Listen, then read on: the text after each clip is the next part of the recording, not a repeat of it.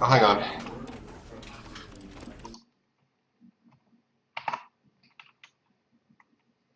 Yeah, he's flat 5, basically gold.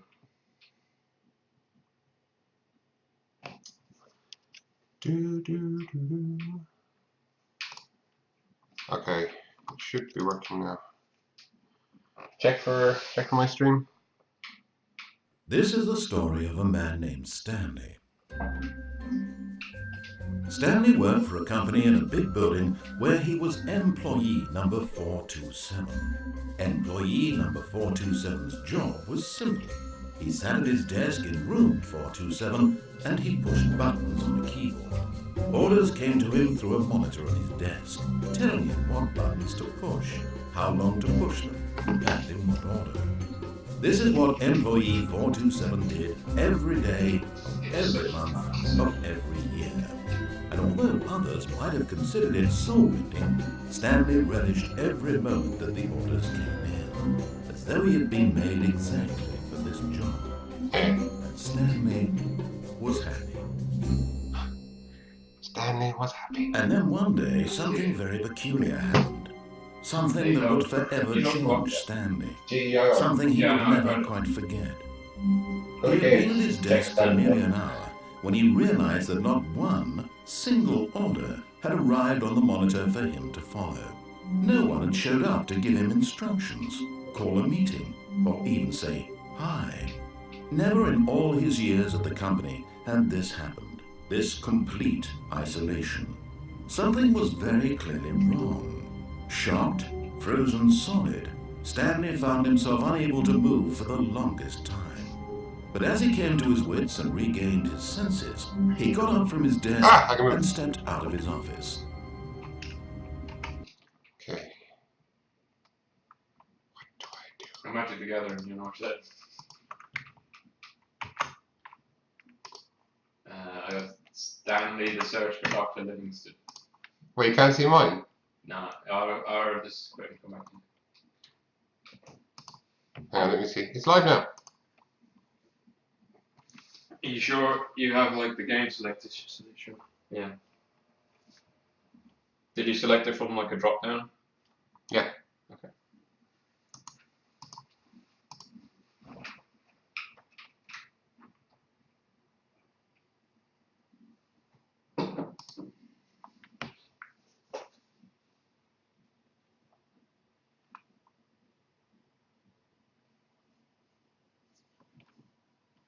It should be working.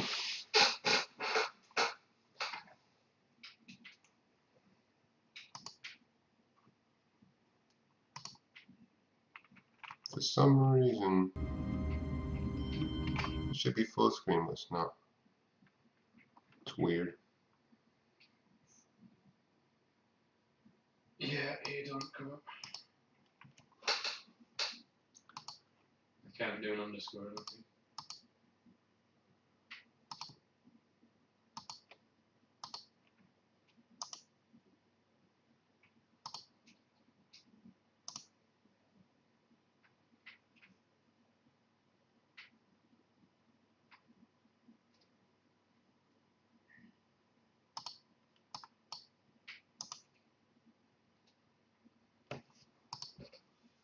You got it?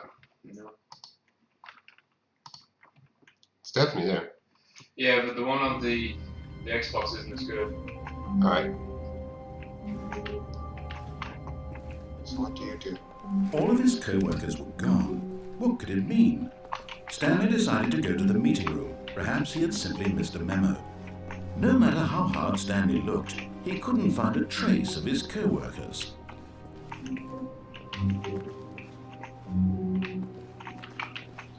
Okay.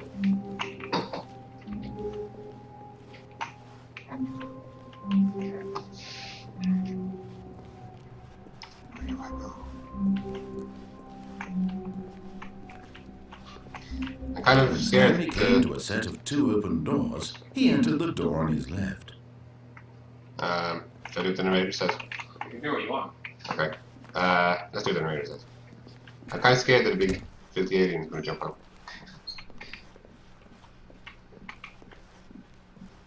Oh my god. Yet there was not a single person here either.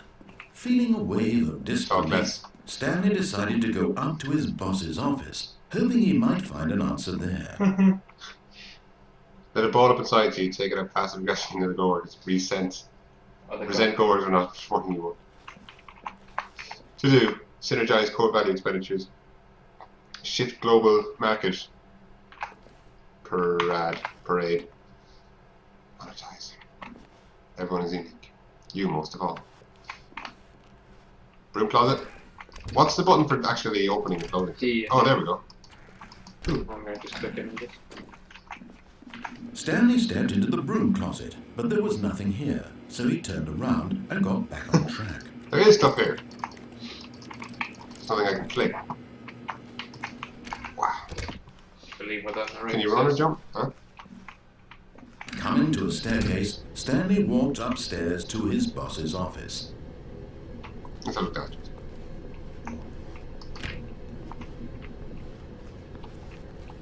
Oh, people go outside. Car! But Stanley just couldn't do it. He considered the possibility of facing his boss, admitting he had left his post during work hours. He might be fired for that. And in such a competitive economy, why had he taken that risk? All because he believed everyone had vanished. His boss would think he was crazy. And then something occurred to Stanley.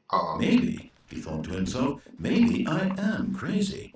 All of my co-workers blinking mysteriously out of existence in a single moment for no reason at all. None of it made any logical sense. So it's a constant loop now. And as Stanley pondered this, he began to make other strange observations. For example, why couldn't he see his feet when he looked down? Why did doors close automatically behind him wherever he went?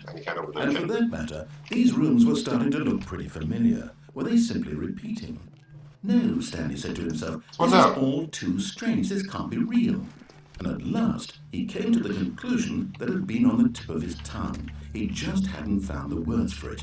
I'm dreaming, he yelled. This is all a dream. Is it a dream? What a relief Stanley felt to have finally found an answer. Can you kick stuff or anything? His co-workers weren't actually gone. He wasn't going to lose his job. He wasn't crazy after all. And he thought to himself, I suppose I'll wake up soon. I'll have to go back to my boring real-life job pushing buttons. I may as well enjoy this while I'm still lucid. So, he imagined himself flying and began to gently float above. Oh, cool, I can fly. Then he imagined himself soaring through space on a magical starfield, and it too appeared. It was so much fun, and Stanley marveled that he had still not woken up. How was he remaining so lucid? And then perhaps the strangest question of them all entered Stanley's head. One he was amazed he hadn't asked himself sooner. Why is there a voice in my head dictating everything that I'm doing and thinking? Now the voice was describing itself being considered by Stanley, who found it particularly strange. I'm dreaming about a voice describing me, thinking about how it's describing my thoughts, he thought. And while he thought it all very odd, and wondered if this voice spoke to all people in their dreams, the truth was that, of course, this was not a dream. How could it be? Was Stanley simply deceiving himself, believing that if he's asleep he doesn't have to take responsibility for himself? Stanley is as awake right now as he's ever been in his life. Now, hearing the voice speak these words was quite a shock to Stanley. After all, he knew for certain, beyond a doubt, that this was in fact a dream. Did the voice not see him float and make the magical stars just a moment ago? How else would the voice explain all that? This voice was a part of himself too. Surely, if he could just... He would prove it. He would prove that he was in control, that this was a dream. So he closed his eyes gently, and he invited himself to wake up. He felt the cool weight of the blanket on his skin, the press of the mattress on his back, the fresh air of a world outside. Let me wake up, he thought to himself. I'm through with this dream. I wish it to be over. Let me go back to my job. Let me continue pushing the buttons. Please. Oh, then he makes back his desk. I want my apartment and my wife And my job?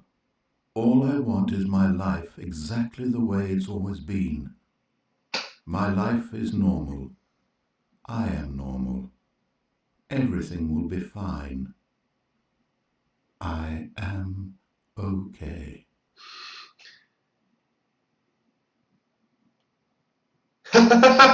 He's back to move on. Still there. Stanley began screaming. Please, someone wake me up. My name is Stanley. I have a boss. I have an office. I am real. Please, just someone tell me I'm real. I must be real. I must be. Can anyone hear my voice? Who am I? Who am I? And everything went black.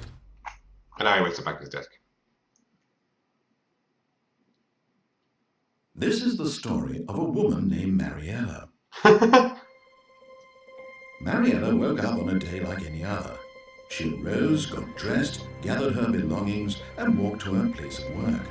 But on this particular day, her walk was interrupted by the body of a man who had stumbled through town talking and screaming to himself, and then collapsed dead on the sidewalk. So Stanley's face. And although she would soon turn to go call for an ambulance, for just a few brief moments, she considered the strange man. He was obviously crazy. This much she knew. Everyone knows what crazy people look like. And in that moment, she thought to herself how lucky she was to be normal. I am sane. I am in control of my mind. I know what is real and what isn't. It was comforting to think this, and in a certain way, seeing this man made her feel better.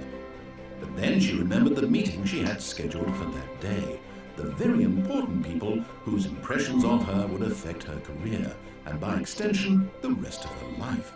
She had no time for this, so it was only a moment that she stood there, staring down at the body. And then she turned and ran. Oh. That's why I go downstairs. Okay, so that's one possible ending.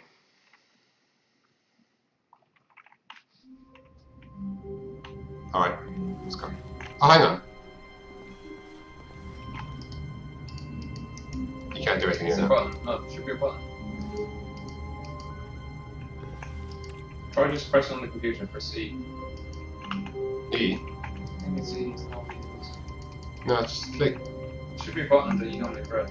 Well, it said, the narrator said at the start that on this particular day, nothing appeared to type in, so that's why you can't type anything in, I guess.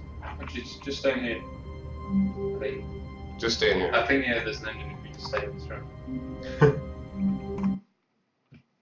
But how long?